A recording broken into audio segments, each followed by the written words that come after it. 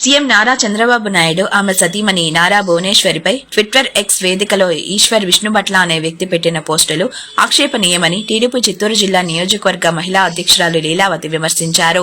ఈ సందర్భంగా ఆమె మీడియాతో మాట్లాడుతూ నారా చంద్రబాబు నాయుడు నారా భువనేశ్వర్లను వ్యక్తిత్వాలను కించపరిచేలా పోస్టులు పెట్టిన ఈశ్వర్ విష్ణుభట్లను పోలీసులు వెంటనే అరెస్టు చేయాలని డిమాండ్ చేశారు. సామాజిక మాధ్యమాల్లో వ్యక్తిత్వాన్ని కించపరిచేలా పోస్టులు పెట్టడం భావ్యం కాదని చెప్పారు. ఇటువంటి వారిని అరెస్టు చేసి కఠిన శిక్షలు విధించాలని డిమాండ్ చేశారు.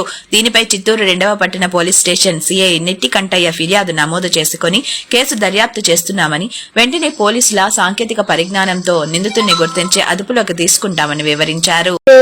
ఒక సోషల్ మీడియా పోస్ట్ ఎక్స్ వేదికగా చూడడం జరిగింది.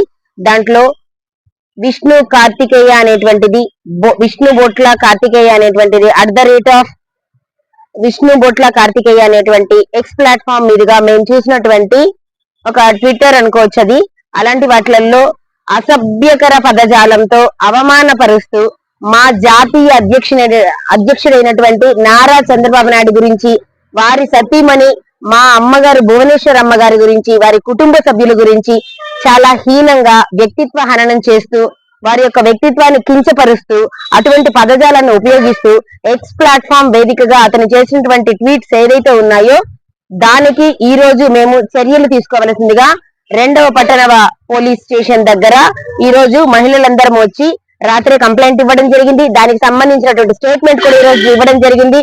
ఖచ్చితంగా ఇటువంటి వారిని అంతా వదిలే ప్రసక్తే లేదు.